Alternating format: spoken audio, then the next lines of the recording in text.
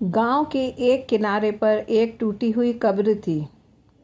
چونکانے والی بات یہ ہے کہ ہر گزرنے والے کو اس میں سے بدبو اور کراہنے جیسی آواز سنائی دیتی تھی۔ شروع میں لوگوں کو لگا کہ یہ وہم ہے، لیکن دھیرے دھیرے پورا گاؤں اس بات سے بے چین ہو گیا۔ لوگ امام صاحب کے پاس گئے اور کہا، حضرت، اس قبر میں ضرور کوئی راز چھپا ہے، ہمیں اس بات کا پتہ لگانا چاہیے۔ امام صاحب نے کہا، بنا ان کے گھر والوں کی اجازت ہم کچھ نہیں کر سکتے۔ مرحوم کا بیٹا بلایا گیا۔ وہ کانپتی ہوئی آواز میں بولا، اگر یہی سب کی رائے ہے تو قبر کھولی جائے۔ اس رات چاند کی پھیکی روشنی میں گاؤں کے لوگ جمع ہوئے۔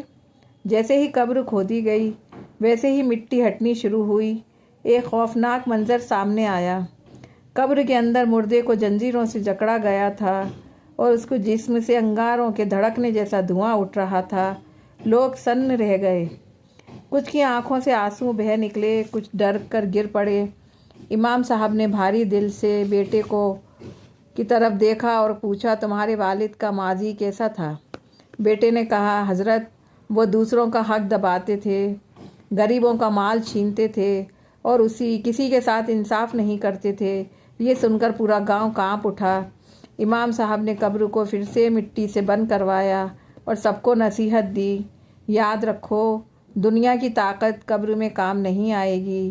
وہاں پر بس انسان کے نیک کام اور نیک اعمال ہی اس کی حفاظت کریں گے۔